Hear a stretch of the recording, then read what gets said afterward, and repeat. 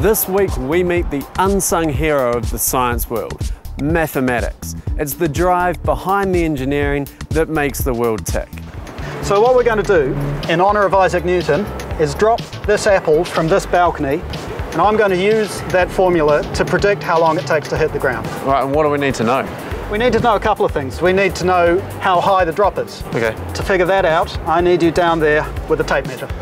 Right, done. The mathematical truths that Newton discovered in the 17th century are just as true today and will remain true forever.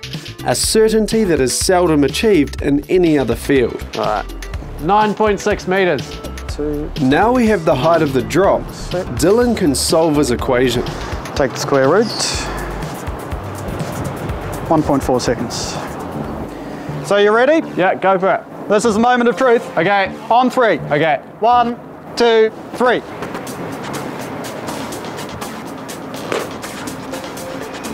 I got 1.36 seconds. Well, I predicted 1.4. So that's close as. That's pretty good. The advances in the field of genetics in the last 10 years have been utterly enormous.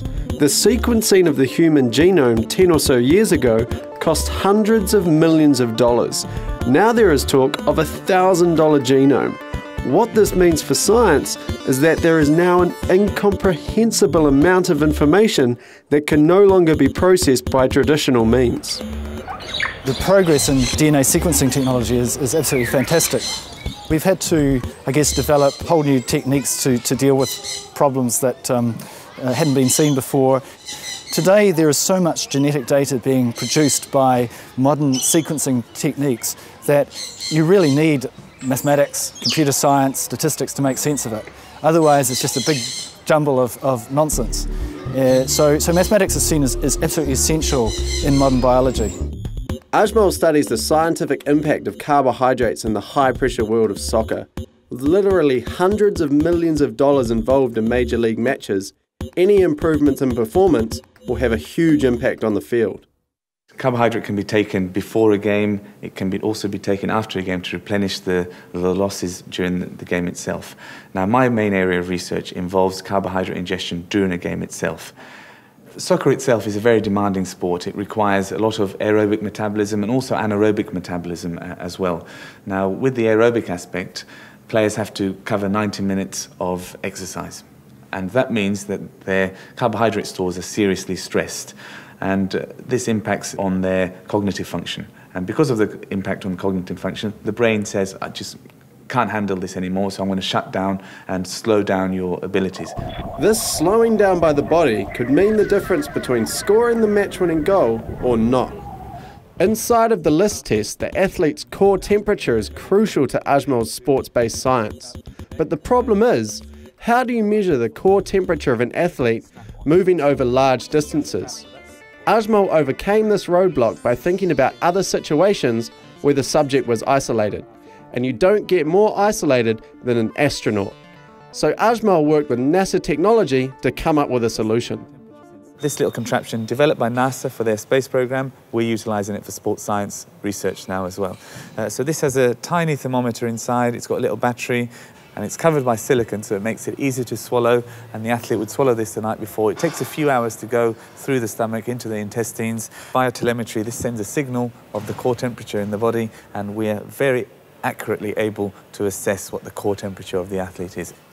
Can you retrieve this? I'm afraid it's a one-off use only, so once it's gone, it's gone. So what do we need this beast for? It's a signal generator. It's going to put out a sound wave of one pitch or frequency. There we have a frequency of 800 hertz. So imagine this is a star putting out light. It's also wobbling.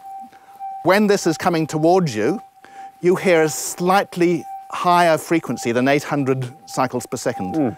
When it's going away, you hear a slightly lower frequency, do you? Yeah. I can't detect it because the distance between me and the loudspeaker is constant. There's no variable velocity from my perspective. But to me, it's shifting around. Really? Good. Light does the same thing, but 1,000,000 times less shift in frequency, so it's much harder to detect. Using the Doppler method, when a star wobbles away from us, the frequency of the light gets lower, and we get a tiny red shift. When the star wobbles towards us, the frequency of the light increases and you get a tiny blue shift. From observing space to travelling through space, we're off to meet scientist Susan Krumdijk at the University of Canterbury, who's been asked by NASA to help create their next generation of hypersonic spacecraft. I'm Susan Krumdijk, and I'm an associate professor in mechanical engineering at University of Canterbury. NASA contacted me about being part of this hypersonic vehicle research. So we're talking about vehicles that are hypersonic.